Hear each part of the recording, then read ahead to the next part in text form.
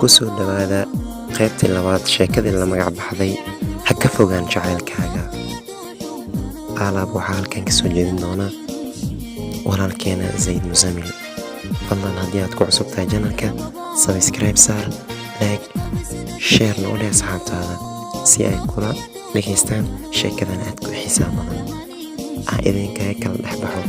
idinka ee Zayd Musamil. isku day in la saaxiibto si ay u hesho wiil bulshadana magac iyo maqaam ku leh ka dhan muuqda. laakiin mulki oo aan waxba ka ogeyn arrinka halka ka jira maadaama fasalka markii waxbarasho socoto oo aan la sheekaysan break kaliya lagu sheekaysto ay maalmahay aragtay Maariya Cadnaan oo sheekadiisu uga bixaysa dhowla xadeenta afka ilkiyo banaanka yaal ababaay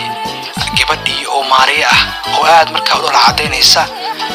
waxayna fiid waxa ka gobanaya dareenka jirkeeda iyo waxa loo yaqaan masiir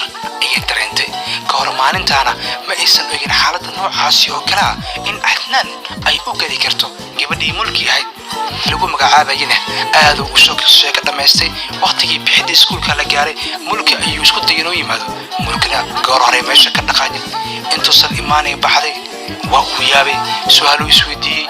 dameeluhu ka eegay waa uu ka waayay oo uu soo baxay markuu yimid xaafadii wuxuu weydiiyay reerkeedii ma mulki ay joogto waa ay joogtaa mulki u jawaabay Cadnaan wuxuu yiri ma uu gali karaa markaas la yiri waa ay seexato markay imaatay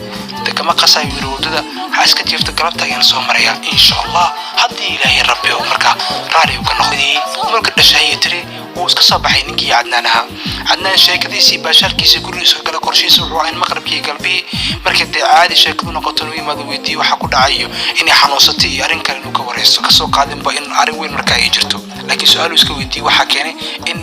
ayadoo markaa aysan u sheegin